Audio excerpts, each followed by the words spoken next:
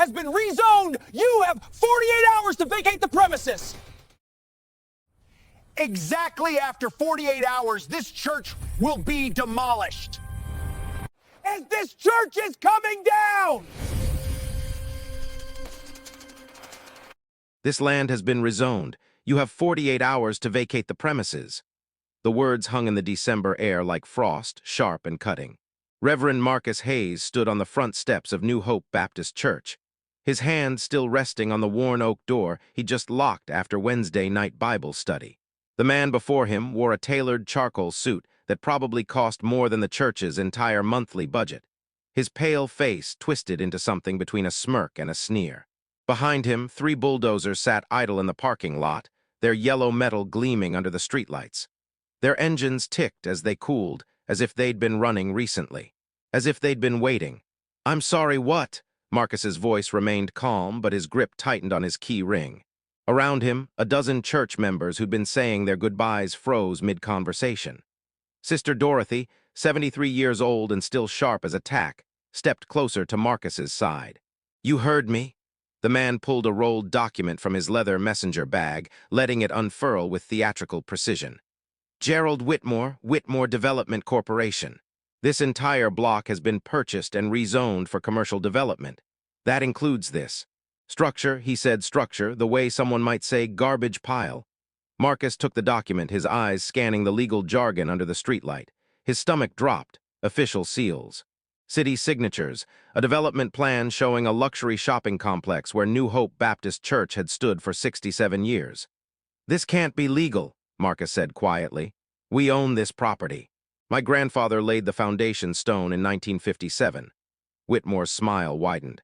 "Check the fine print, Reverend. Eminent domain, public benefit. The city council voted last Tuesday, unanimous decision. You people should really pay more attention to local politics." "You people," the phrase landed like a slap. Around Marcus, he heard sharp intakes of breath. Brother James, a contractor who donated countless hours to maintaining the building, took a step forward, but Marcus raised his hand slightly. "Not yet." "Last Tuesday," Sister Dorothy's voice cut through the tension like a knife. "That was a closed session. We received no notification." "Not my problem." Whitmore rolled the document back up, his movements lazy, confident. "You've got 48 hours. After that, we start demolition. With or without your cooperation, Merry Christmas." He turned to leave, then paused, looking back over his shoulder. "Oh, and Reverend, I'd advise against trying to fight this. My legal team has a very impressive track record of crushing these kinds of complications." The bulldozer's engines suddenly roared to life in perfect synchronization, their diesel fumes mixing with the cold December air. A threat and a promise all at once. Marcus watched Whitmore climb into a black Range Rover, its temporary tags barely visible in the darkness. As the vehicle pulled away, he looked down at the document in his hands, then up at the church behind him. Through the stained glass windows, the last candles from the evening service still flickered, casting colored shadows across the steps. "What do we do?" someone whispered. But Marcus Hayes wasn't looking at the person who'd asked. His eyes were fixed on something else entirely. The reflection in those stained glass windows, where instead of a simple rural preacher, something else flickered in the candlelight. Something Whitmore had completely failed to recognize. "Where are you from? Tell us in the comments below, and if you're loving this story, hit that like button and subscribe for more." Marcus Hayes had never intended to become a preacher. 20 years ago, he'd been an attorney with Hamilton and Cross, one of Chicago's most prestigious corporate law firms. He'd worn $1,000 suits and won cases that made headlines. He'd been good at it, brilliant even. Harvard Law Review, federal clerkship, partner track before 35. Then his wife Sarah had died. Cancer, swift and merciless, 6 months from diagnosis to funeral. Their daughter Emma had been only 8 years old. In his grief, Marcus had returned to his hometown of Greenville, Mississippi, to the small church where his grandfather had preached for 40 years. He'd meant to stay for a month. That had been 15 years ago. He'd left the suits behind, traded them for simple button-downs and the occasional tie. He'd left the corporate battles behind, traded them for Wednesday night Bible studies and Sunday morning sermons. He'd left the 6-figure salary behind, living instead on the modest stipends the congregation could afford. But he hadn't left everything behind. "Daddy, what's happening?" Emma appeared in the doorway of their small house adjacent to the church, her medical textbook still in hand. At 23, she was home for Christmas break from Vanderbilt's medical school, brilliant like her mother, determined like her father. Marcus set the development document on the kitchen table, his jaw tight. Gerald Whitmore happened? Emma's expression darkened. She'd grown up in this church, had learned to walk in these halls. The developer, the one who built those condos on the east side. The same. Marcus pulled out his phone, scrolling through contacts he hadn't used in years. He's claiming eminent domain. Says the city rezoned the entire block. That's impossible, Mrs. Chen would have told us. Emma moved to look at the document, her sharp eyes picking apart the legal language with the precision of someone who'd grown up listening to her father dissect contracts at the dinner table. Wait, this says the public hearing was last Tuesday, but the church newsletter shows we applied for a building permit on Monday to repair the roof. They approved it. Marcus looked up sharply. You're sure? I helped Sister Dorothy file the paperwork myself. The city can't approve a building permit and then claim eminent domain the next day. That's fraud, Marcus finished quietly. Or corruption, probably both. Sister Dorothy arrived minutes later, her old Buick rattling to a stop outside. She'd been the church secretary for 30 years, meticulous and organized. Within minutes, she'd spread documents across Marcus's kitchen table. Building permits, tax records, correspondence with the City Planning Commission. Something's wrong, she said, her finger tracing a timeline. Look, we've been in continuous communication with City Hall for 3 months about the roof repair. There was never any mention of rezoning, no public notices, no hearings. Brother James arrived next, then Deacon Williams, then more. By midnight, Marcus's small kitchen was crowded with church members, all poring over documents, making calls, trying to understand how their church had apparently been sold out from under them. I called my cousin at City Hall, Brother James said, his voice grim. She works in records. She says the rezoning paperwork was filed last Monday and approved within 24 hours. She's never seen anything move that fast. Who pushed it through? Marcus asked. That's the thing she doesn't know. The file shows council approval, but she says it bypassed all the normal committees. No environmental review, no community impact assessment, nothing. Just straight to a vote. Marcus stood, moving to the window. Outside, he could see the church silhouetted against the night sky, his grandfather's church. The place where his father had married his mother, where he'd married Sarah, where they'd baptized Emma. Behind him, Sister Dorothy was making another call. He heard her sharp intake of breath. Marcus, she said slowly, her hand over the phone's mouthpiece. My niece works at the county recorder's office. She says Whitmore Development Corporation has been buying up properties all over this neighborhood for 6 months. 23 parcels, all purchased through shell companies, all at prices far below market value. How far below? Marcus turned back to face her.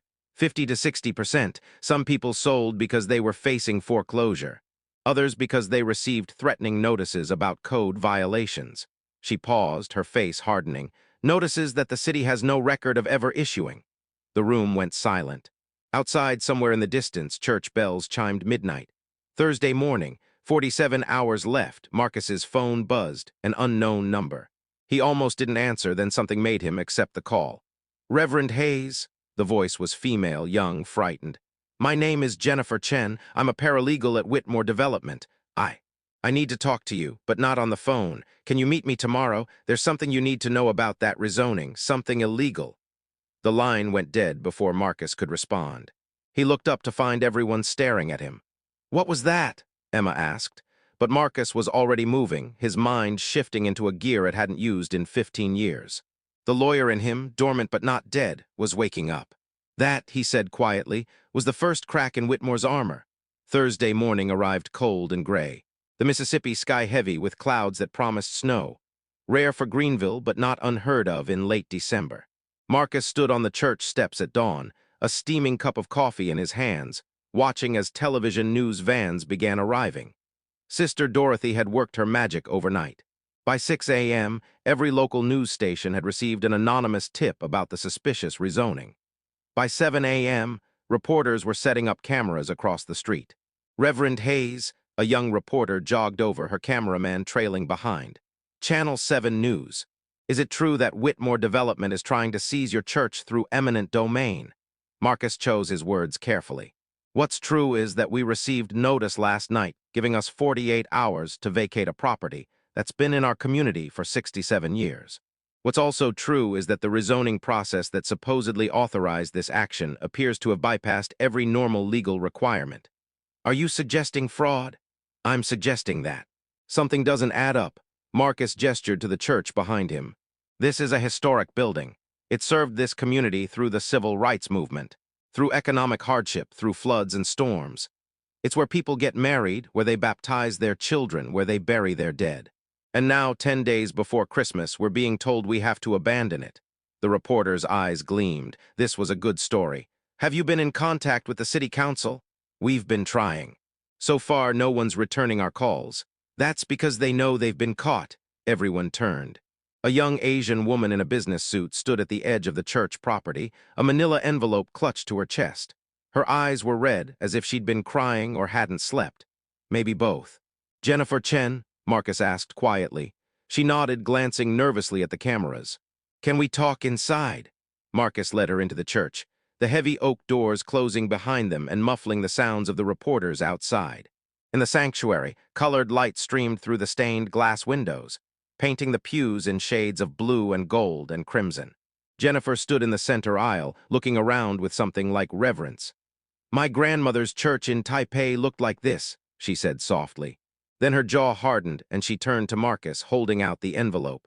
I'm probably going to lose my job for this, maybe face criminal charges. But I can't stay silent anymore. Marcus took the envelope. What is this? Proof, the real rezoning documents. Jennifer's hands trembled slightly.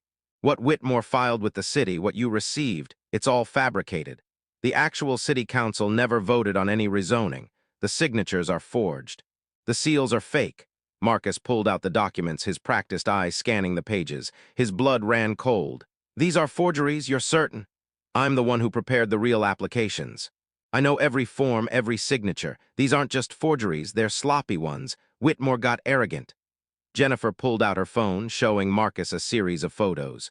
I took these last night before I left the office. That's Whitmore's personal server. He keeps the original documents there, probably thinking digital files can be erased. But I printed everything. Why are you doing this? Marcus asked gently. You said you could face charges. Jennifer's eyes filled with tears. Because my family came to this country with nothing. We built a small business through honest work. 3 months ago, Whitmore forced us out through a fake code violation. My father had a heart attack from the stress. He's still in the hospital. Her voice broke. I needed the job, so I stayed. I told myself I didn't know what was really happening, but I did know. And I did nothing. Marcus placed a gentle hand on her shoulder. You're doing something now. Will it be enough? He has lawyers, judges in his pocket, city officials taking bribes. He's done this in 3 other cities. Bought up minority neighborhoods, displaced families, built luxury developments, and made millions. How many officials are compromised? At least 4 city council members. The planning commissioner, 2 judges. Jennifer's voice dropped to a whisper. And I think he has someone in the police department, too. Because every time someone tries to fight back, they suddenly get arrested on trumped-up charges or their businesses get raided. Before Marcus could respond, the church doors burst open. Brother James stood there, his face ashen. Marcus, you need to see this, now. They ran outside. Across the street, Gerald Whitmore had arrived in his Range Rover, and he wasn't alone. 3 police cars flanked him, and officers were setting up barriers around the church property. What's going on? Emma had emerged from the house, still in her pajamas and a coat thrown over them. Whitmore climbed out of his vehicle with theatrical slowness, straightening his tie. He spotted the news cameras and smiled, the smile of a predator who knew the hunt was almost over. Reverend Hayes, he called out, his voice carrying across the cold morning air. I'm afraid I have some unfortunate news. The city has determined that this structure poses an immediate safety hazard. Structural damage, code violations, potential collapse risk. He held up another document. I have an emergency demolition order effective immediately. That's impossible, Sister Dorothy shouted from the church steps. We just passed our safety inspection last month. Well, things change. Whitmore's smile widened. Buildings deteriorate, especially old ones in underserved neighborhoods. The city has a responsibility to protect public safety. One of the police officers, a grizzled sergeant with cold eyes, stepped forward. Everyone needs to clear the property. Now. This is an active safety zone. Marcus felt the world narrowing to a single point. This was it. the play Whitmore had been building toward. Force them out on false safety grounds, demolish the church before anyone could stop it, and by the time the legal challenges worked through the courts, there would be nothing left but rubble and a luxury shopping complex. "You can't do this," Emma said, her voice shaking with fury. "This is our church, our home." "Actually, I can." Whitmore gestured to the bulldozers, which were now rolling forward, their engines rumbling like thunder. "And I am. Unless you'd like to be arrested for interfering with official city business." The sergeant's hand moved to his handcuffs. Marcus felt 15 years of peaceful ministry warring with 20 years of courtroom instinct. He'd walked away from confrontation, from legal battles, from the machinery of power. He'd chosen a different path, one of service, of community, of faith. But Gerald Whitmore had made a critical mistake. He'd assumed that because Marcus Hayes wore simple clothes and preached in a small rural church, he was simple himself. Powerless, easy to crush. He'd never bothered to ask who Marcus Hayes used to be, or who he still knew.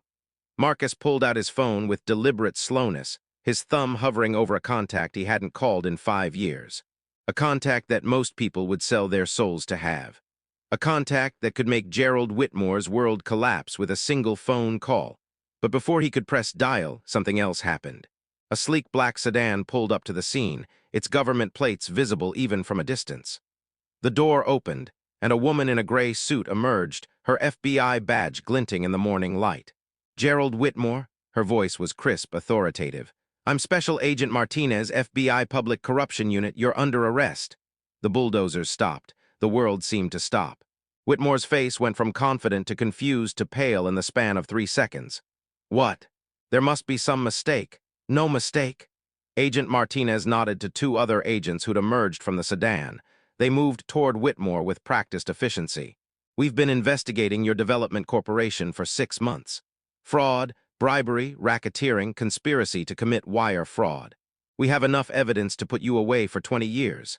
She looked past Whitmore to the police sergeant. "Officer Brennan, you're also under arrest. We know about the bribes, the suppressed reports, the intimidation tactics."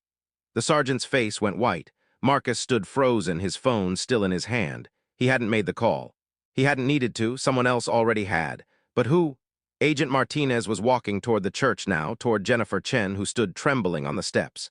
"Miss Chen, thank you for your cooperation. Your testimony will be invaluable." "I don't understand," Jennifer whispered. "I just contacted Reverend Hayes last night." "How did you? You weren't our only source." Agent Martinez's expression softened slightly. "We've had someone inside Whitmore's organization for 3 months. But your evidence, the documents you provided, that's what allowed us to move today instead of next week." She turned to Marcus. "Reverend Hayes, I apologize for the distress this has caused your community. The demolition order is fraudulent. Your church is not under any safety violations. You're free to remain on your property." The news cameras were going wild, reporters shouting questions, the scene descending into organized chaos. Marcus watched as Gerald Whitmore was handcuffed, read his rights, and led toward one of the FBI vehicles. The man's face had gone from pale to red, his earlier confidence completely shattered. "This is a mistake," Whitmore shouted as they put him in the car. "I have rights, I have lawyers, you can't just—" The door slammed shut, cutting off his protest. Marcus felt Emma's hand slip into his. Around him, church members were emerging from their homes, drawn by the commotion. Sister Dorothy was crying, her hands clasped in prayer. Brother James looked stunned, his mouth hanging open.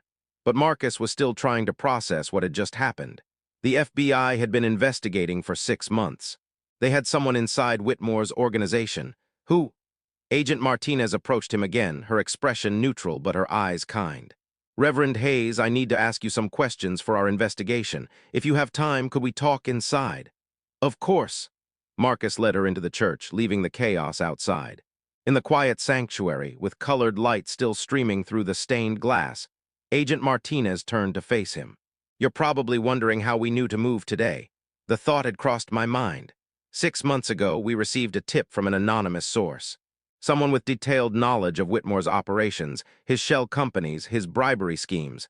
That source has been feeding us information ever since." She paused. "They specifically mentioned your church 3 weeks ago.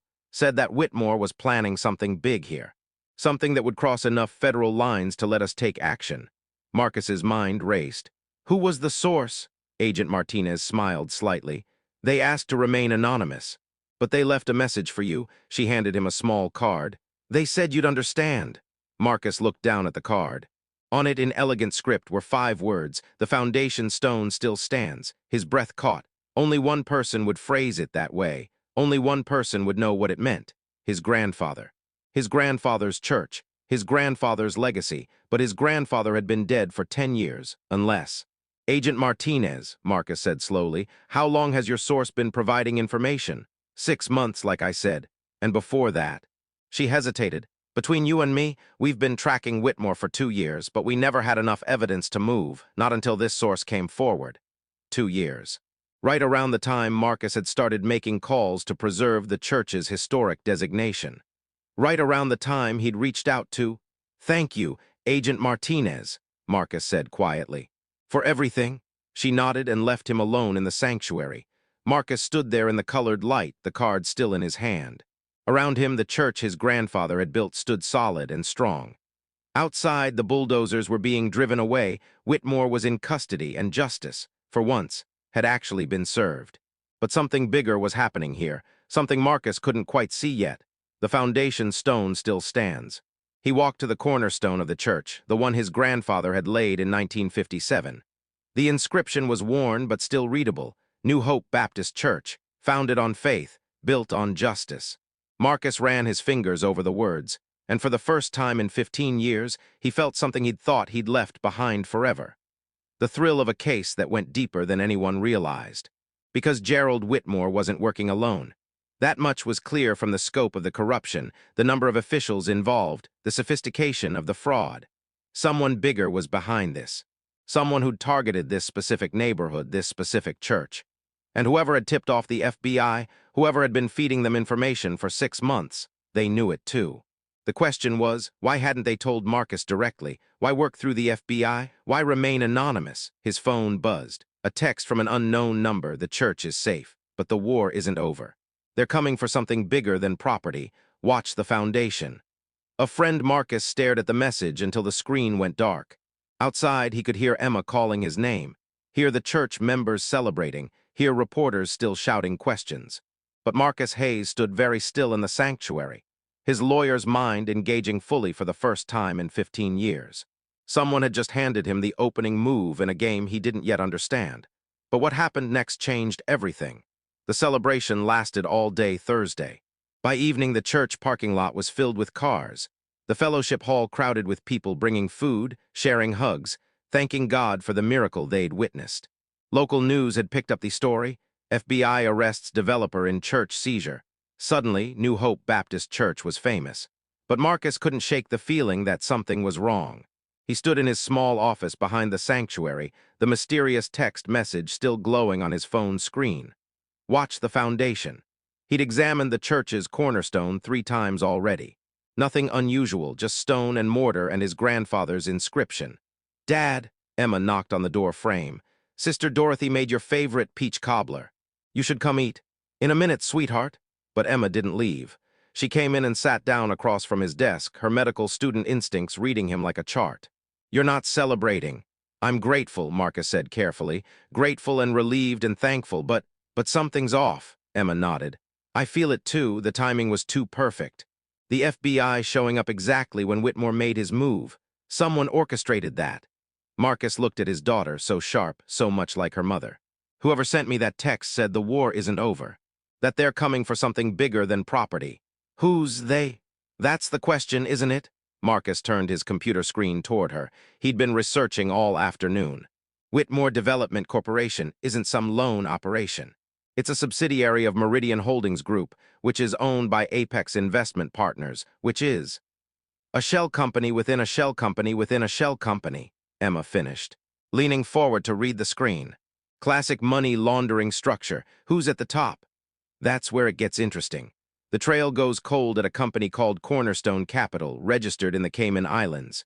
But here's the thing, Cornerstone has been buying up properties all over the Southeast, not just in Greenville.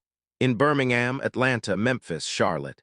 Always the same pattern. Target minority neighborhoods, displace residents, build luxury developments. Emma's expression darkened. Gentrification on an industrial scale. More than that. Marcus pulled up a map he'd been creating, red pins marking each cornerstone property acquisition. Look at the pattern. Every single property they've targeted has historical significance to the black community. Churches, community centers, historic business districts. It's not random.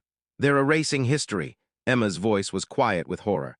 But why? Before Marcus could answer, Brother James burst into the office, his face flushed. Marcus, you need to come outside, now. They followed him to the parking lot. The celebration had stopped. People stood in clusters, staring at their phones, their faces pale with shock. Sister Dorothy hurried over, her tablet clutched in shaking hands.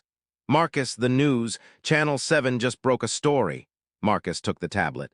On the screen, the same young reporter from that morning was standing in front of City Hall, her expression grave. Developing story tonight as federal investigators have arrested 4 Greenville City Council members, the planning commissioner, and 2 circuit court judges on corruption charges stemming from the New Hope Baptist Church investigation.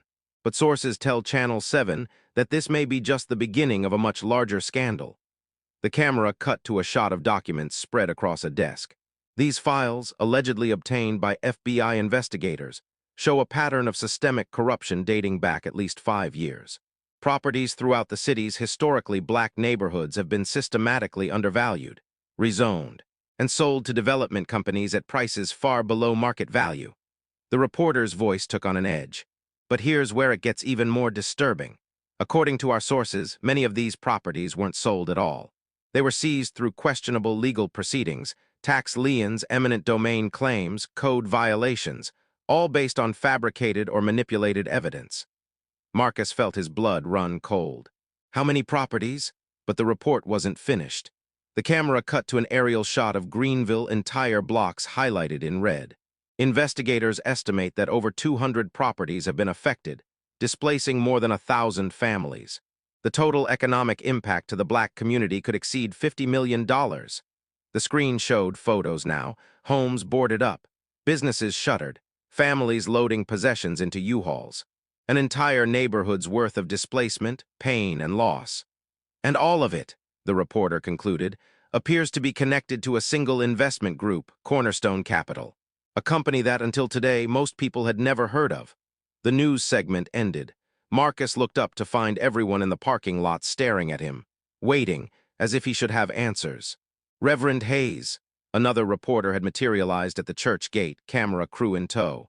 Do you have any comment on the expanding investigation? More reporters arrived. Questions flew like bullets. Did you know about the broader corruption scheme? How many families has your church helped?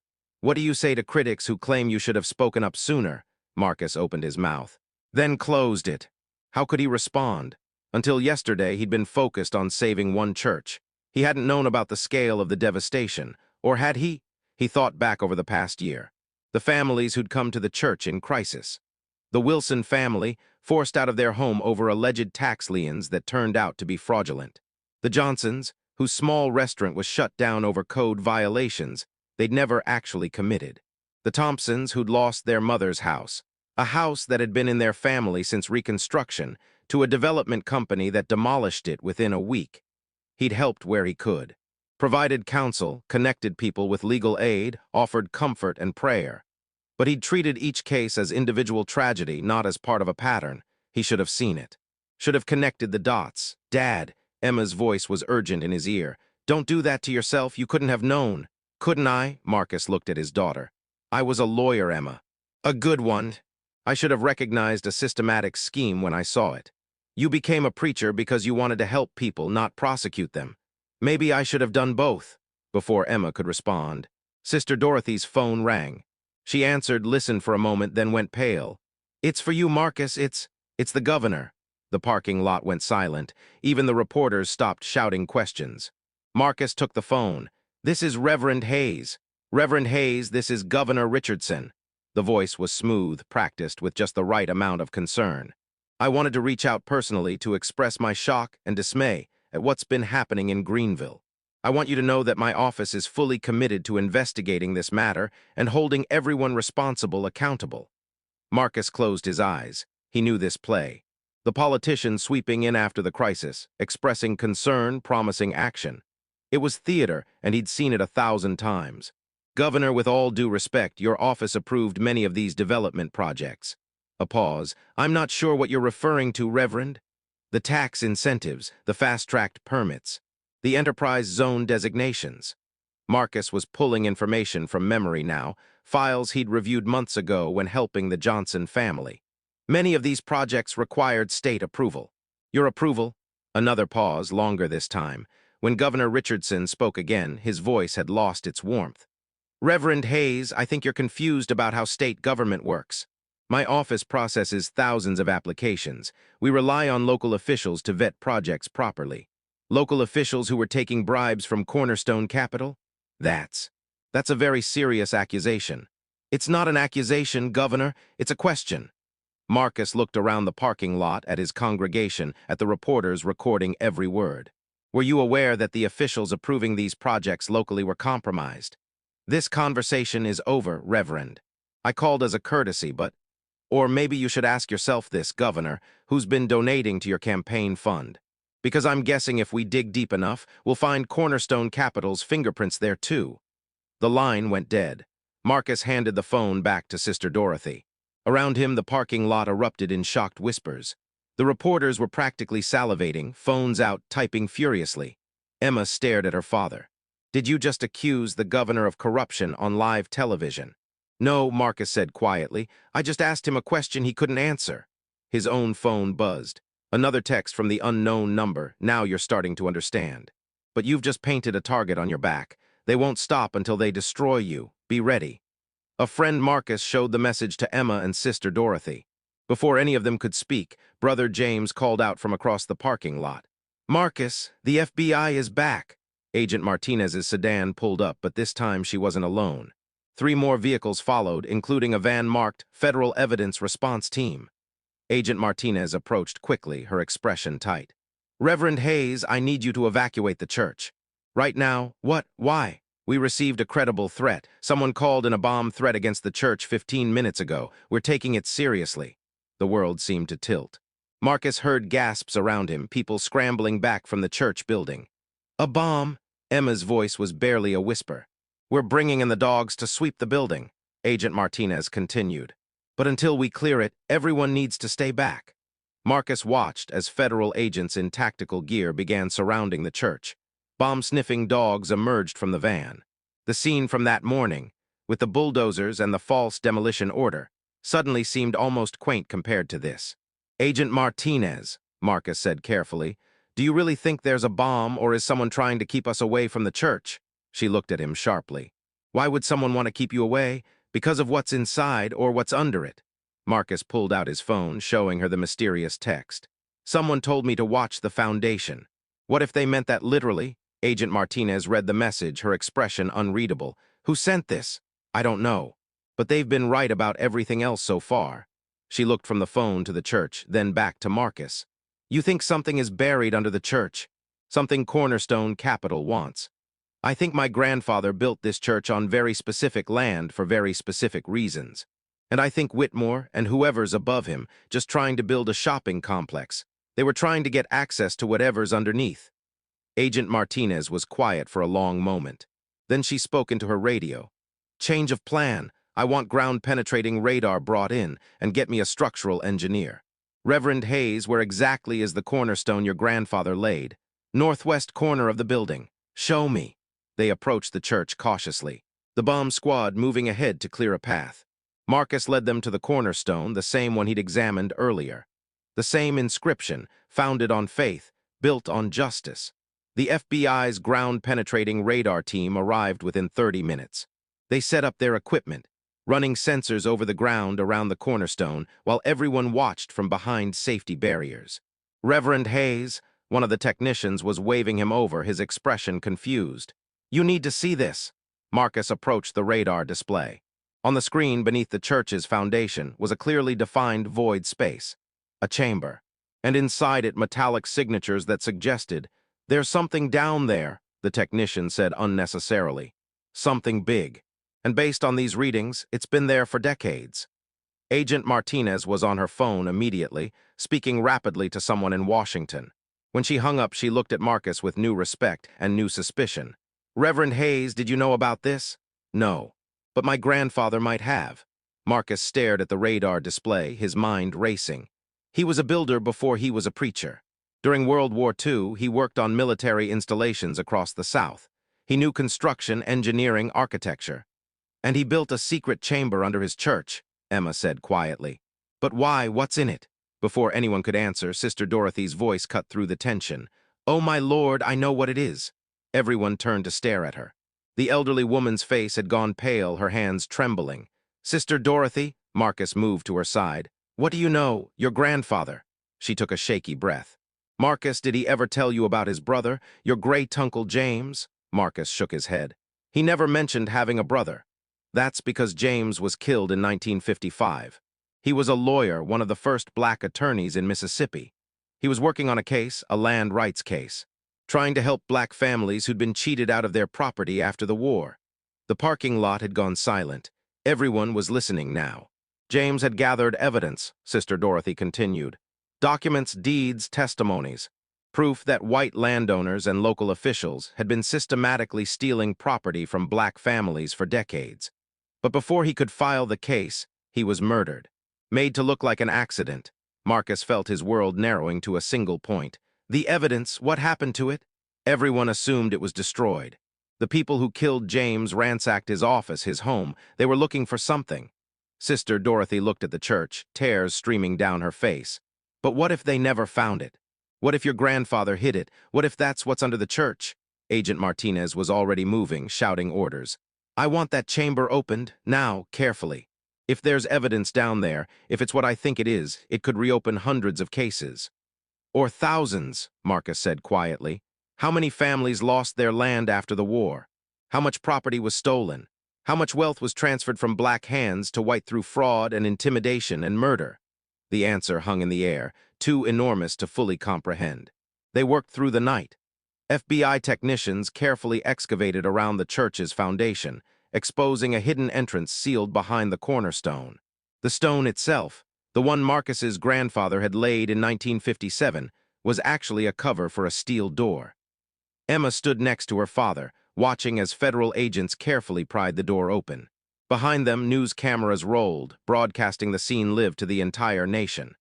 Dad, Emma whispered, if what Sister Dorothy said is true, this is bigger than Cornerstone Capital. This is bigger than Whitmore. This goes back 70 years. Marcus nodded slowly. And whoever's behind Cornerstone, whoever's been trying to erase this neighborhood's history, they knew. They knew what was under this church. That's why they wanted it destroyed. The steel door finally gave way with a groan of metal. Agent Martinez shone her flashlight into the darkness beyond. Oh my God, she breathed. Marcus moved forward, peering over her shoulder. The chamber was small, maybe 10 feet square, carved out of the earth and reinforced with concrete. And inside, protected by waterproof containers, were filing cabinets, dozens of them. Get the evidence team down here, Agent Martinez ordered. Document everything. I want photos of every page, every document. This is the find of the century.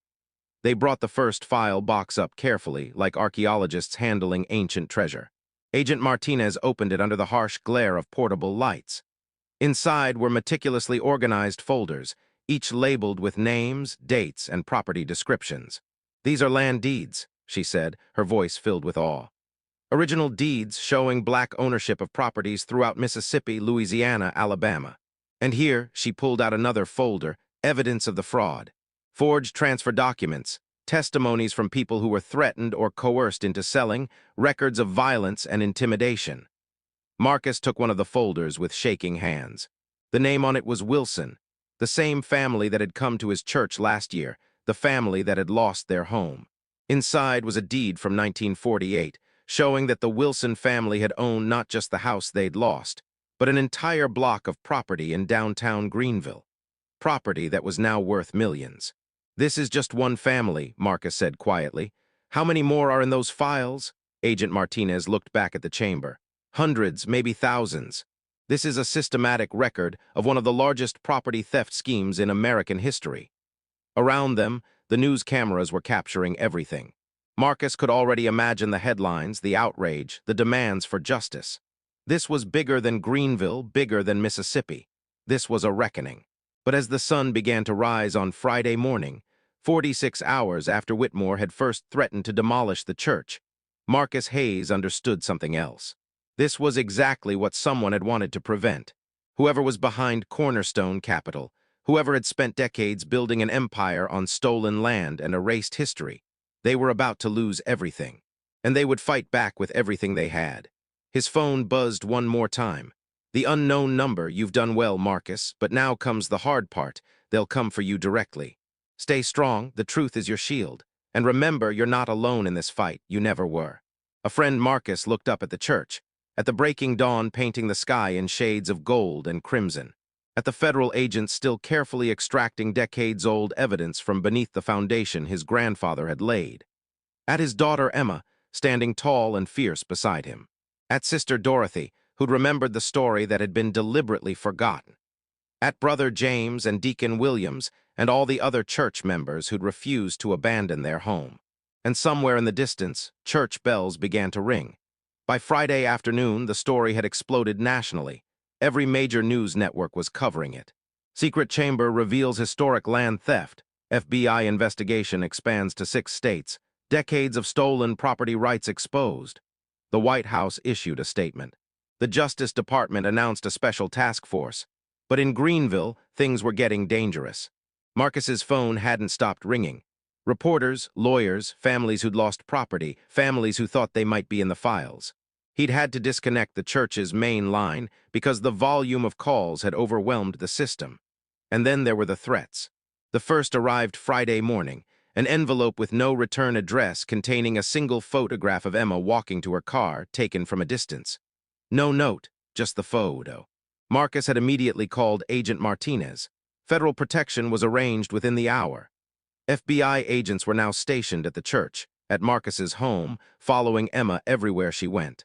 "This is insane," Emma said, pacing in Marcus's office while 2 FBI agents stood guard outside. "They're threatening us because of something that happened 70 years ago. They're threatening us because we're threatening their empire." Marcus was at his computer, pulling up more research. "Look at this. I've been tracking Cornerstone Capital's holdings. Properties they've acquired over the past 20 years, cross-referenced with the deeds from my great-uncle's files. Do you know what the overlap is? How much? 83%. 83% of the properties Cornerstone has acquired were originally stolen from black families after World War II. They've been building their entire fortune on a foundation of theft and fraud." Emma sank into a chair. "So when they found out the evidence still existed, they panicked. Started trying to cover their tracks. Whitmore's scheme to seize the church wasn't about building a shopping complex. It was about destroying evidence before anyone found it. But how did they know it was here? That was the question Marcus couldn't answer, who had told them. The chamber had been secret for nearly 70 years. His grandfather had gone to his grave without telling anyone, or so Marcus had thought. His phone rang. An unknown number, but not the same one that had been texting him. Marcus hesitated, then answered. "Reverend Hayes." The voice was male, cultured, with the faint accent of old Southern money. "My name is Harrison Blackwood. I think it's time we had a conversation." Marcus gestured frantically to Agent Martinez, who was in the room reviewing documents. She immediately began tracing the call.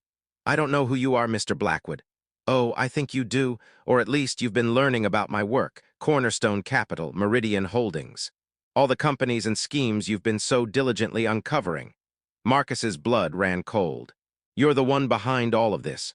I prefer to think of myself as a businessman who recognizes opportunity. Your great-uncle's evidence, that's quite the discovery. Unfortunate for my interests, of course, but I'm a pragmatic man, Reverend Hayes. I'm prepared to make you an offer. I'm not interested in any offers from you. You haven't heard it yet." Blackwood's voice was smooth as silk. $50 million. A trust fund for your daughter's medical school, her future career. Security for your entire congregation. All I ask in return is your silence. The evidence stays buried, the investigation stalls out, and everyone moves on with their lives. You're asking me to help you keep stolen property. I'm asking you to be realistic. Those deeds are 70 years old. Most of the original owners are dead. Their children and grandchildren have moved on, built new lives. Reopening these cases will take decades of litigation. Do you really want to subject them to that? To false hope? Agent Martinez was writing furiously on a notepad. "Keep him talking. We're triangulating the signal." "What I want," Marcus said slowly, "is justice. Blackwood sighed. Justice, such a noble word, but here's the reality, Reverend. I have more lawyers than you can imagine. I have political connections that reach to the highest levels of government. I have resources that can tie this up in court for your entire lifetime. And that's if I choose to fight this legally. The threat hung in the air like poison. You're saying you'll kill me if I don't take your money? I'm saying that accidents happen, church fires, car crashes, medical emergencies. Blackwood's voice never lost its pleasant tone. Your daughter, for instance, so much promise, so much potential. It would be tragic if something happened to derail her future. Marcus felt rage building in his chest, but he kept his voice level. You really think threatening my daughter will make me cooperate? I think threatening your daughter will make you think carefully about your next move. You have until Sunday morning to decide, Reverend. That's fitting, don't you think? A man of God making a moral choice on the Sabbath. The line went dead. Agent Martinez looked up from her equipment. We got him. The call originated from Atlanta, from a building owned by, she checked her notes, Apex Investment Partners, one of Cornerstone's parent companies. Can you arrest him? For what? He never explicitly threatened you. Any decent lawyer would argue it was just a business negotiation. She paused. But now we know who we're dealing with, Harrison Blackwood, one of the wealthiest men in the Southeast. Real estate, banking, political influence. If he's the one behind Cornerstone, this is going to get a lot more complicated. Marcus stood and walked to the window. Outside, reporters still crowded the church property. Federal agents maintained a perimeter. But somewhere beyond all that, Harrison Blackwood was sitting in his office, confident that money and power would prevail like they always had. Agent Martinez, Marcus said quietly, I need you to arrange something for me. What? I need to hold a press conference tomorrow. I need to tell the whole story, my great-uncle, the evidence, everything. Reverend Hayes, I don't think that's a good idea. If you go public with everything before we've secured Blackwood, he'll run, I know. Marcus turned to face her. But he's already shown his hand, he knows we're onto him. And the only way to protect my congregation, my daughter, and everyone else is to make this too public to bury. If the whole world is watching, he can't make us disappear. Agent Martinez was quiet for a long moment. You're right. But you need to understand, you're about to become the most visible target in America. Every move you make, every word you say will be scrutinized. And Blackwood will use every resource he has to discredit you, intimidate you, destroy you. Then I'd better make sure my first statement is impossible to refute. Marcus pulled out his phone and started making calls. Sister Dorothy, I need you to contact every family member of everyone whose deeds are in those files. Get them here tomorrow. Brother James, I need you to set up a press area outside the church. Emma, he looked at his daughter, I need you to help me write the most important speech of my life. Dad, Emma said softly, are you sure about this? Marcus thought about his grandfather, who'd hidden evidence for 70 years, waiting for the right moment. About his great-uncle, who'd been murdered for trying to expose the truth. About all the families who'd lost everything to men like Harrison Blackwood. I've never been more sure of anything, he said. Where are you from? Tell us in the comments below, and if you're loving this story, hit that like button and subscribe for more. Saturday morning dawned clear and cold, the December sun bright in a cloudless sky. By 9 a.m., the crowd outside New Hope Baptist Church had grown to over 500 people. Families who'd been displaced, descendants of property owners whose deeds were in the files, activists, lawyers, reporters from every major news outlet. Federal agents maintained order, but the atmosphere was electric with anticipation and anger.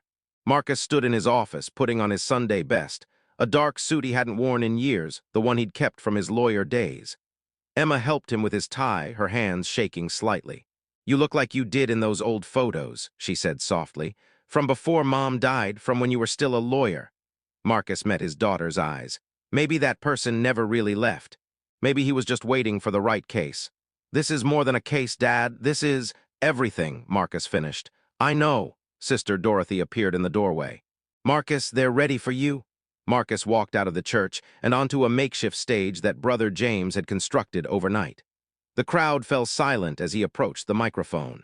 Behind him, the church stood solid and proud, its stained glass windows catching the morning light. My name is Marcus Hayes, he began, his lawyer's voice carrying clearly across the crowd. I'm the pastor of New Hope Baptist Church, and I'm about to tell you a story that's been buried for 70 years. He told them everything. About his great-uncle James, the pioneering lawyer who'd gathered evidence of systematic land theft, about the murder that had silenced him, about the secret chamber his grandfather had built to preserve that evidence. In those files, Marcus continued, his voice growing stronger, are the deeds to thousands of properties, homes, businesses, farms, all stolen from black families through fraud, intimidation, and violence in the years after World War II. And for 70 years, the families who built empires on that stolen land thought they'd gotten away with it. He pulled out a document, holding it up for the cameras. This is the deed to the Wilson family property. Originally purchased by Thomas Wilson in 1947, a black war veteran who'd saved his military pay to buy a home for his family. In 1951, that property was acquired through a fraudulent tax lien. The Wilson family was given 24 hours to evacuate. They lost everything. He pulled out another document. This is the deed to the Johnson property. Owned by the Johnson family since 1889, passed down through 4 generations. In 1955, local officials condemned it as structurally unsound and seized it through eminent domain. It was demolished within a week. A shopping center was built on the site. Document after document, story after story, each one a theft, a crime, a wound that had never healed. These aren't ancient history, Marcus said, his voice ringing with conviction. The companies that profited from these thefts still exist. They've changed names, reorganized, created shell companies, but the foundation of their wealth is stolen property. And they've been desperately trying to prevent this evidence from coming to light. He looked directly at the cameras. Harrison Blackwood, the man behind Cornerstone Capital, called me yesterday. He offered me $50 million to stay silent. When I refused, he threatened my daughter. He threatened my church. He threatened everyone I love. The crowd erupted in outrage. Marcus waited for silence, then continued. But here's what Mr. Blackwood doesn't understand. You can't threaten someone who's already decided that the truth matters more than safety. You can't buy someone who's already decided that justice matters more than wealth. And you can't silence a community that's already decided to speak. He gestured to the crowd. Every person here represents a family that was stolen from. Every person here represents a dream that was destroyed. Every person here represents justice that was denied. And today we're taking back what was stolen.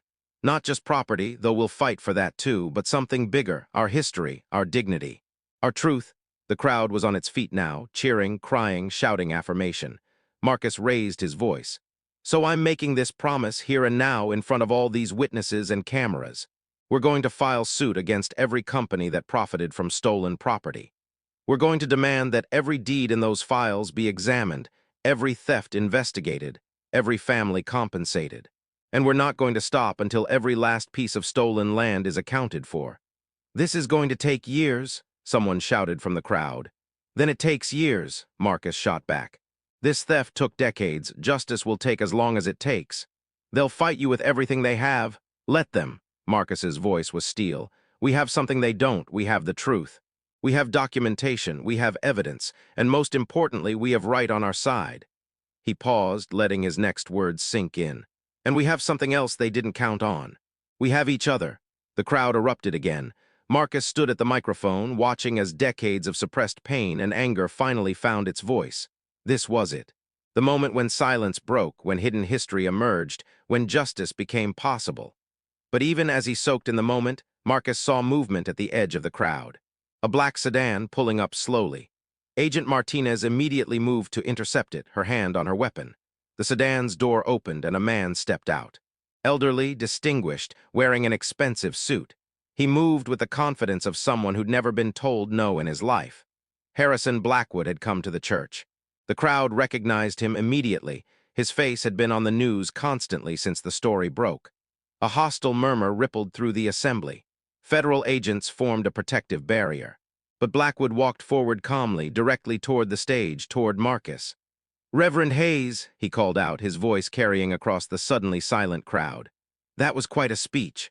Very moving, very passionate, but you've made several significant errors." Marcus stared down at the man who'd threatened his daughter. "The only error I made was answering your phone call yesterday." Blackwood smiled. "No, your error was assuming you'd won. You see, I didn't come here to threaten you. I came here to make you an offer in person, a real offer, not the token one from yesterday." He pulled an envelope from his jacket. "In here is a check for $500 million. made out to the New Hope Baptist Church Trust. That money would fund legal representation for every family in those files. It would provide compensation. It would change lives. He held up the envelope. All you have to do is drop your personal lawsuit against my companies. Let the families fight their own battles with our money funding both sides. Justice served, everyone happy, and you, he looked directly at Marcus, get to be the hero who secured the money. The crowd had gone completely silent. $500 million. It was an almost incomprehensible sum. Marcus looked at Emma, standing to the side of the stage. Her face was pale but determined. He looked at Sister Dorothy, at Brother James, at all the church members who'd stood with him. Then he looked back at Harrison Blackwood. "No," he said simply. Blackwood's smile faltered. "Excuse me? No, we don't want your blood money. We don't want your attempts to buy respectability. What we want is simple." Marcus stepped down from the stage, walking toward Blackwood until they were face to face. "We want you to give back what you stole, all of it. Every property, every deed, every dollar that you built your fortune on. And then we want you to go to prison for what you've done." Blackwood's pleasant mask finally cracked. "You self-righteous fool. Do you have any idea who you're dealing with? I own the state. I own the judges, the politicians, the media. By Monday morning, every news outlet will be running stories about your tax problems, your alleged ethics violations, your mysterious finances. By Tuesday, you'll be facing criminal investigations. By Wednesday, your daughter will be expelled from medical school based on academic misconduct I'll fabricate. I will destroy you."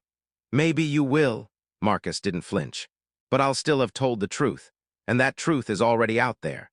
You can destroy me, but you can't make 500 reporters and 1 million social media posts disappear. You can't put the evidence back in its chamber. You can't unmake what's already been made." Blackwood stepped closer, his voice dropping to a venomous whisper. "I can make your life a living hell. Every single day, for years, until you beg for mercy. Then that's what you'll have to do." Marcus met his eyes without fear. "Because I'm not backing down, not today, not tomorrow, not ever. You stole from my family 70 years ago. You murdered my great-uncle. You've destroyed countless lives in your pursuit of wealth and power. And now it ends." For a long moment, the two men stood locked in silent confrontation. Then Blackwood laughed, a harsh, bitter sound. "You've made your choice, Reverend. Now you'll have to live with the consequences." He turned and walked back to his sedan, the crowd parting before him like water. As the car pulled away, Agent Martinez approached Marcus. "That was incredibly stupid," she said quietly. "He's going to make good on every threat." "I know," Marcus said, "but it was also necessary because now everyone knows exactly who we're fighting. And they know we're not afraid." He looked out at the crowd, which was still buzzing with shock and awe. "Agent Martinez, how quickly can we get those files organized for legal action?" "A few weeks, maybe less if we don't have weeks."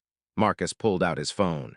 "I need you to contact the Southern Poverty Law Center, the NAACP Legal Defense Fund, and every civil rights law firm in the Southeast. Tell them we're organizing the largest property rights lawsuit in American history, and tell them we're filing on Monday." Agent Martinez's eyes widened. "Monday. Reverend Hayes, that's less than 48 hours away. We can't possibly." "We can, and we will." Marcus looked at her intently.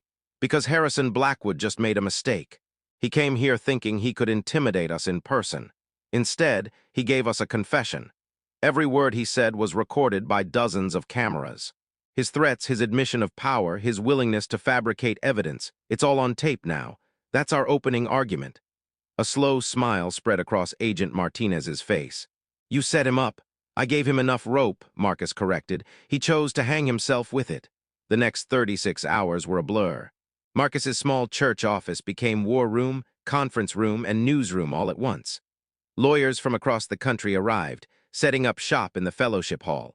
Paralegals organized the 70-year-old deeds with the care of museum curators. Reporters waited outside for updates while inside, a legal strategy was taking shape.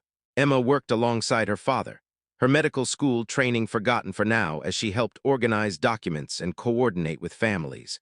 Sister Dorothy managed logistics, feeding what had grown to a team of 50 people working around the clock. Sunday morning arrived with no time for regular services. Instead, the church was transformed into a command center as lawyers finalized the lawsuit that would change everything. Reverend Hayes, a young attorney named Michael Chen, approached with a massive legal document. It's ready, 375 pages, 1,700 plaintiff families, 23 defendant companies, all traced back to Cornerstone Capital and Harrison Blackwood. We're filing for property return, monetary damages, and punitive penalties. The total claim is, he swallowed hard, $12 billion. Marcus took the document, feeling its weight, $12 billion. Not just money, justice, validation, restitution for decades of theft and pain. How strong is our case?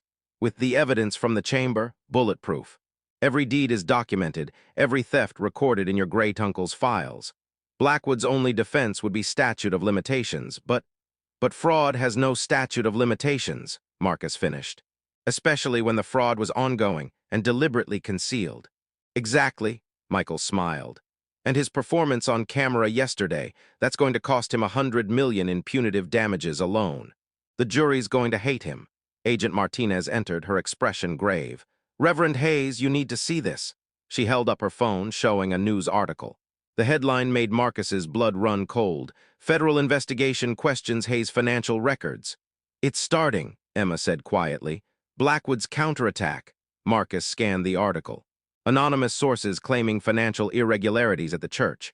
Suggestions of misappropriated funds. Implications of tax fraud. It's all false, Sister Dorothy said firmly. Our books are impeccable. I've kept every receipt for 30 years. Truth doesn't matter to Blackwood, Agent Martinez said. He's flooding the media with stories. Look, she scrolled through her phone. Questions about your law license.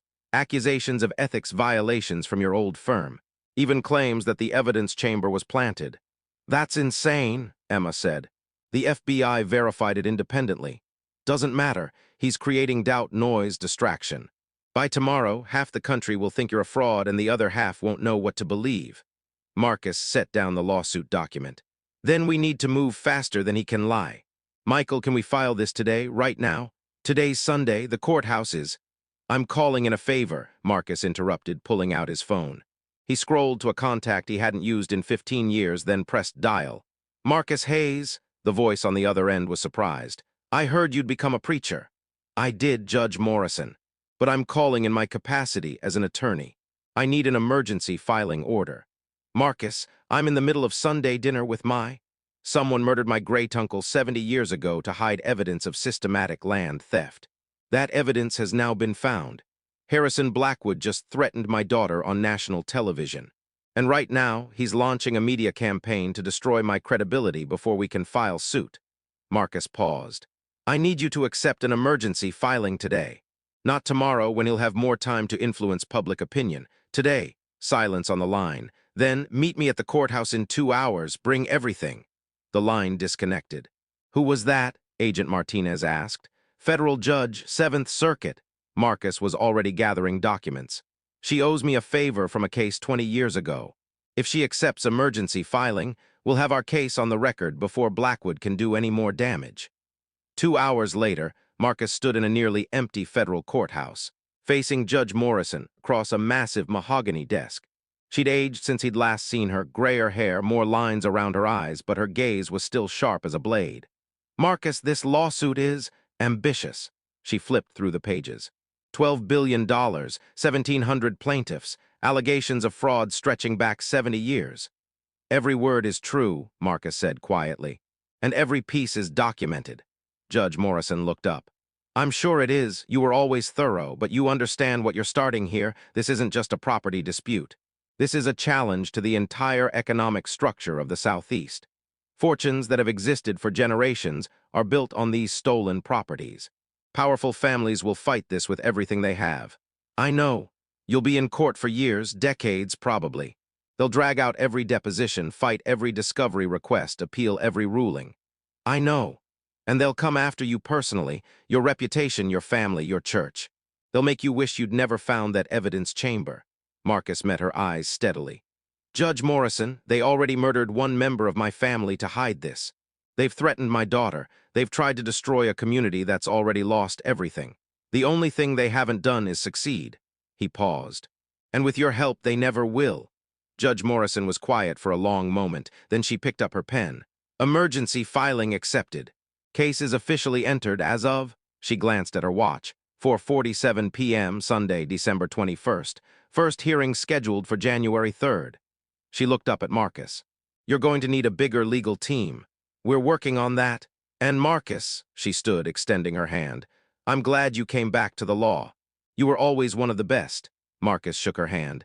I never left, Your Honor. I just changed my practice area from corporate to justice. By Monday morning, the story was everywhere. Historic lawsuit filed against development giant. Billions at stake in land theft case. Civil rights battle of the century.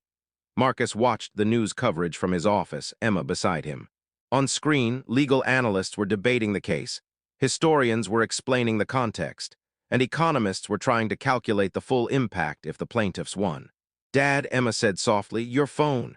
Marcus looked down. Another text from the unknown number, well done. You've started something that can't be stopped. But remember, the hardest battles are still ahead. Stay strong. And know that you're fighting not just for those 1,700 families, but for everyone who's ever been told that power makes right. You're changing history. A friend, they keep saying that, Emma noted, that you're not alone. Do you have any idea who's been helping us? Marcus thought about the FBI investigation that had started 6 months before the church crisis, about the perfect timing of evidence and arrests, about the mysterious source who'd been feeding information to federal investigators. I have a theory, he said slowly, but I don't think I'm supposed to know, not yet. His phone rang. Agent Martinez. Reverend Hayes, Harrison Blackwood just turned himself in. Marcus sat up straight. What? He's at FBI headquarters right now with his lawyers. Says he wants to negotiate a plea deal. Agent Martinez sounded stunned. Marcus, I've never seen anything like this. He folded completely. Whatever you did, it worked. What's he offering? Full cooperation. Names of everyone involved in the land theft schemes, not just in Mississippi, but across 6 states. Documentation of bribes paid to officials. Evidence of ongoing fraud. In exchange, he wants reduced charges and protection. Protection from whom? That's the interesting part. He says he's not at the top of the food chain, says he was working for someone else, someone bigger. Agent Martinez paused. Someone who's now very upset that this has all gone public. Marcus felt a chill run down his spine. Who? He won't say until the deal is finalized. But Marcus, if he's telling the truth, if there's someone above Blackwood, this goes even deeper than we thought. After the call ended, Marcus sat in silence, trying to process what he'd just learned. Blackwood had been terrifying enough, wealthy, connected, ruthless. But he was just a middle manager. Who could possibly be above him? Sister Dorothy appeared in the doorway. Marcus, you have a visitor, says it's urgent. Marcus followed her to the sanctuary. A man was standing in front of the altar, his back to the door. He wore a simple dark suit, and something about his posture was familiar. Can I help you? Marcus called out. The man turned, and Marcus's world tilted. He was looking at his grandfather. No, not his grandfather, but someone who looked so much like him that Marcus actually gasped. Same height, same build, same facial structure, but younger, maybe 60 instead of 90. Hello, Marcus. The man's voice was gentle. I'm sorry to surprise you like this. My name is James Hayes. Marcus felt the floor drop out from under him. That's impossible. James Hayes was my great-uncle. He died in 1955. The first James Hayes died in 1955, the man corrected softly. I'm his son, your cousin. The family kept my existence secret to protect me after my father was murdered. He moved closer, and Marcus could see the resemblance more clearly now. The eyes, the jawline, all the Hayes family features. You're the anonymous source, Marcus said slowly. You've been feeding information to the FBI, James nodded, for 6 months. Ever since I learned that Cornerstone Capital had acquired property records from my father's case. They were trying to identify where he'd hidden his evidence. When they started targeting this church, I knew exactly what they were looking for. Why didn't you contact me directly? Because I needed you to discover the truth independently. If I'd just told you, you might not have believed it. Or worse, you might have tried to negotiate to find some peaceful solution. James's expression hardened. There is no peaceful solution to 70 years of systematic theft. There's only justice. How did you know about the chamber? Because I helped build it. James's eyes were distant with memory. I was 7 years old. My father let me help him dig, told me we were making a secret place. After he died, your grandfather finished the work and sealed it. I've been waiting 69 years for someone to open it again. Marcus sank onto a pew, his mind reeling. All this time, you've been watching, waiting, and gathering evidence. I have documentation of my own, my father's original case files, his personal notes, evidence he collected before he died. It corroborates everything in the chamber. James sat beside Marcus. But I needed someone to champion this cause. Someone with the legal expertise, the moral authority, and the courage to see it through. When you returned to Greenville 15 years ago, I knew you were the one. You've been watching me for 15 years. Watching over you, James corrected gently. Making sure you had what you needed. The donations to the church that always arrived when funds ran low, that was me. The legal aid organization that helped your congregation members, I funded it. The journalist who investigated Cornerstone's earlier schemes, I pointed him in the right direction. Marcus looked at this man, this cousin he'd never known existed, and felt a strange mix of gratitude and anger. You've been manipulating my life. I've been preparing you for this moment, James said. Because this isn't just about property rights or financial restitution. This is about correcting history. About showing that justice delayed doesn't have to be justice denied. He paused. And it's about stopping what's coming next. What do you mean? James pulled out a tablet, showing Marcus a complex flowchart. Blackwood told the FBI he's working for someone bigger. That's true. But it's not just one person. It's an entire network. Old money families, political dynasties, corporate empires, all built on stolen black property. And they've been systematically doing this for generations. He zoomed in on the chart. Your great-uncle discovered this in 1955. He wasn't just documenting property theft in Mississippi. He'd uncovered a national conspiracy. That's why they killed him. And that's why they're terrified of this lawsuit. Marcus stared at the chart, seeing connections that spanned decades, crossed state lines, reached into the highest levels of power. If we pursue this all the way, he said slowly, we're not just fighting Blackwood, we're fighting the establishment, James finished. The power structure that's existed since Reconstruction. The people who have convinced themselves that might makes right, that their wealth was earned honestly, that history doesn't matter. He looked at Marcus intently. Now do you understand why I needed you to discover this for yourself? Why I couldn't just hand you the evidence? You had to choose this fight. You had to commit to it fully, knowing the cost. Marcus thought about the past 4 days. The threats, the manipulation, the weight of history pressing down on him. He thought about Emma, about Sister Dorothy, about the 1,700 families waiting for justice. I choose it, he said quietly. Whatever comes next, whatever they throw at us, I choose justice. James smiled, and for a moment Marcus saw his grandfather's face in that smile. Then welcome to the real fight, cousin, because everything up until now was just the opening move. He stood, extending his hand. Harrison Blackwood's plea deal will be finalized by Wednesday. When it is, the FBI will arrest 43 people across 6 states. Officials, judges, corporate executives, the entire network that enabled this theft. And every single one of them will point fingers at someone higher up the chain. How high does it go? That's what we're about to find out. James moved toward the door, then paused. Oh, and Marcus, you should call your former law firm, Hamilton and Cross. Ask them about their founding partnership agreement. I think you'll find it very interesting. He left before Marcus could ask what he meant. Marcus stood alone in the sanctuary, surrounded by colored light from the stained glass windows. His phone was buzzing. More media requests, more legal questions, more families wanting to join the lawsuit. But for one moment, he just stood there, feeling the weight and wonder of what had been set in motion. 4 days ago, his biggest concern had been fixing the church roof. Now, he was at the center of what might become the largest civil rights legal battle since Brown v. Board of Education. And somewhere out there, a network of powerful people was realizing that the foundations of their wealth were built on sand. Emma appeared in the doorway. Dad, there are about 50 more families who want to join the lawsuit, and a law professor from Yale is on the phone. She wants to write a book about the case. And she paused, her voice catching slightly. Mrs. Wilson is here. The woman whose family lost their property. She wants to thank you. Marcus looked at his daughter, so strong and brave despite everything they'd faced. Send her in, and Emma? Yes, call Vanderbilt. Tell them you're going to need to postpone next semester. I think you're going to be busy helping me change history. Emma grinned. Already done, Dad. Already done? The week between the lawsuit filing and Christmas passed in a blur of depositions, media appearances, and strategy sessions. True to James's prediction, Harrison Blackwood's plea deal was finalized on Wednesday, and the arrests began immediately. 43 people taken into custody. City officials, judges, corporate executives. The news coverage was relentless. Every hour brought new revelations, new connections, new depth to the conspiracy. But Marcus barely had time to watch. He was too busy coordinating with the growing legal team, meeting with families, and preparing for what everyone was calling the trial of the century. On Christmas Eve, he finally had a moment to breathe. The church was decorated for the first time in days. Sister Dorothy had insisted that they would observe the holiday properly, lawsuit or no lawsuit. Candles flickered in the windows. A modest tree stood in the corner of the sanctuary. Marcus sat in a pew, alone except for Emma, who sat beside him.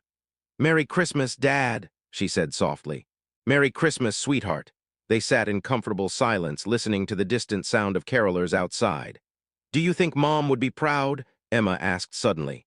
Marcus thought about Sarah. Brilliant, compassionate Sarah, who'd always believed that the law should serve justice, not just power. "I think she'd be terrified and proud in equal measure." "That's fair." Emma leaned her head on his shoulder. "I miss her, especially now." "Me too." More silence. Then Emma said, "Dad, that man who came to see you, James, do you trust him?" "I don't know," Marcus admitted. "He's been manipulating events for my entire adult life, but he's also been right about everything. And he genuinely wants justice. Or revenge. Maybe both." Marcus shifted to look at his daughter. "Does that bother you?" Emma thought about it. "No, I think sometimes justice and revenge look the same from the outside. It's the intention that matters. And his intention seems to be exposing the truth. Even if that truth destroys people, if those people built their lives on theft and murder, yes." Emma's voice was firm. "They deserve to be destroyed." Marcus felt a surge of pride at his daughter's moral clarity. Sarah would have been proud indeed. His phone buzzed. Another text from James. "Merry Christmas, cousin. Enjoy this moment of peace. After the holidays, things are going to accelerate rapidly. The people we're fighting know they're cornered, and cornered animals are dangerous. Stay vigilant. And remember, you're not fighting alone. The church stands with you, the families stand with you, and I stand with you." James Marcus showed the message to Emma. "He's right," she said. "This is just the calm before the storm." "I know." Marcus stood, offering his hand to pull Emma up. "Come on, let's go to the fellowship hall. Sister Dorothy made her famous pecan pie, and if we don't get there soon, Brother James will eat it all." They walked through the quiet church, their footsteps echoing in the sanctuary. Outside, snow had started to fall, rare for Mississippi, but magical nonetheless. The church looked like something from a postcard, peaceful and timeless. But Marcus knew that peace was temporary. After Christmas, the real battle would begin. Discovery, depositions, motions, countermotions, a legal war that would probably last years. But that was a problem for tomorrow. Tonight, on Christmas Eve, in the church his grandfather had built over a secret chamber of justice, Marcus Hayes allowed himself to simply be grateful. For his daughter, for his community, for the truth finally coming to light, and for the fight ahead, because some fights are worth having, no matter the cost. The foundation stone still stood, and so did he.